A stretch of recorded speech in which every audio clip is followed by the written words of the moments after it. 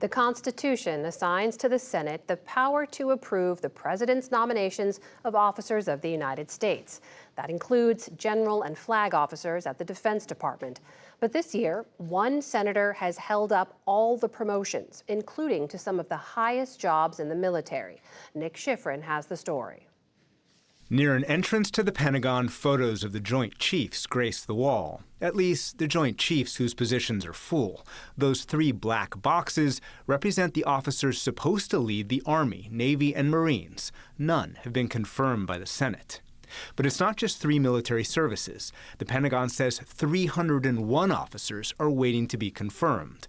Among them, the commanders of United States Space Command, Northern Command, and Cyber Command, and most of the senior commanders in the Pacific who deal with China, the Indo-Pacific Commander, and commanders of the Pacific Fleet, Pacific Air Forces, Pacific Submarine Forces, and Pacific Special Operations. Alabama Republican Senator Tommy Tuberville has imposed a nomination block. He opposes the new Department of Defense policy that pays for the transportation of service members who cross from states that don't allow abortions to states that do. This is really about taxpayers having to pay for something to do with abortion. National security is not a problem here because you don't change a position just because somebody's not promoted. Somebody stays there until the promotion is done. But Defense Secretary Lloyd Austin says it does threaten national security. And this sweeping hold is undermining America's military readiness. It's hindering our ability to retain our very best officers. And it is upending the lives of far too many American military families. So what impact is the hold on nominations having on the military and their ability to do their jobs? For that, we turn to retired Admiral Mike Mullen, who was the chairman of the Joint Chiefs of Staff during the George W. Bush and Obama administrations. Admiral Mullen, thanks very much. Welcome back to the NewsHour. What difference does it make if a military commander is confirmed by the Senate as opposed to the job being filled by an acting officer who's not confirmed? Well, I think confirmation really is the gold standard for legitimizing individuals in these leadership positions, and it's been that way for over 100 years. So that's a really important part of this. I think if I were to put this in possibly something that the senator would understand is if I were an acting head football coach, nobody would really know how long I was going to be there. Would somebody really follow me? How could I recruit? Would my players stay?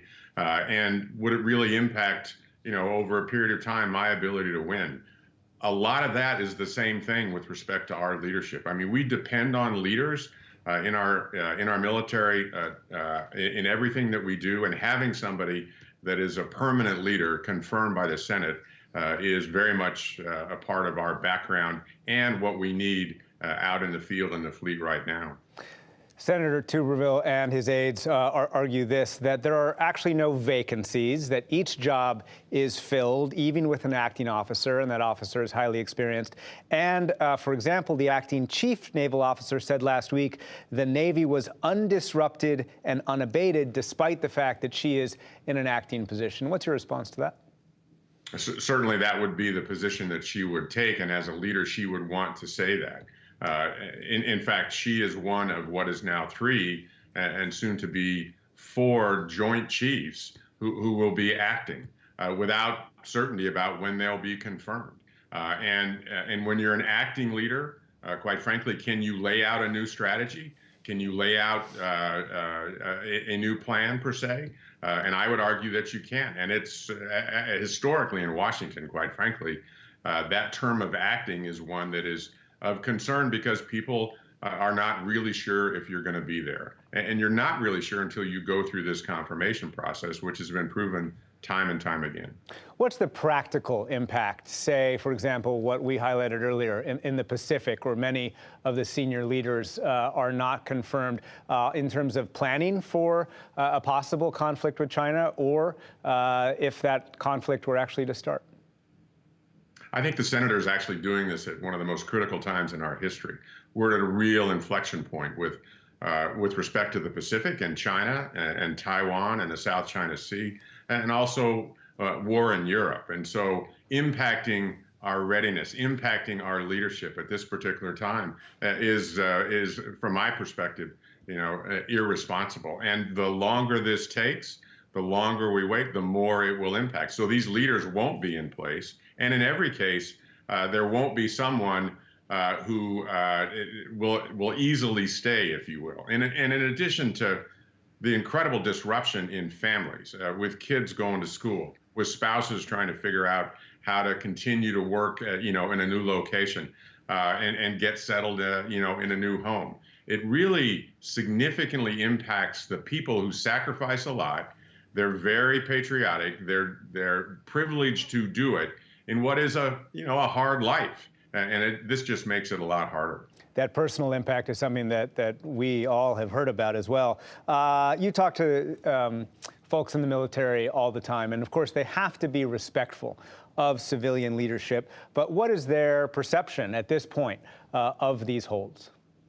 Well, one of the concerns is that the senator is further politicizing the military at a time when the military as a trusted institution is degrading in that trust, if you will, with respect to the American people, in great part because of the politics that are going on in Washington.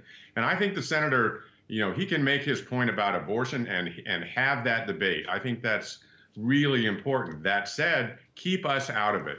We need to be apolitical and stay out of the political fights. And he's putting us, when he says, on the one hand, it would be very bad to politicize the military, that's exactly what he's doing. And quickly, Admiral, just in the 30 seconds or so I have left, what is the military's plan on how to deal with this hold if it continues? Well, we'll plow through it. There's no question that, and we'll do the best we can. I just think it will diminish readiness. Oftentimes, readiness gets reflected in the face of a crisis or a really tragic accident, and people wonder who is accountable for this? What happened when readiness degrades? And in fact, will anybody at any time hold Senator Tuberville accountable for any bad outcomes with respect to the holds that he is actually generating? Retired Admiral Mike Mullen, former chairman of the Joint Chiefs of Staff, thank you very much. Thanks, Nick.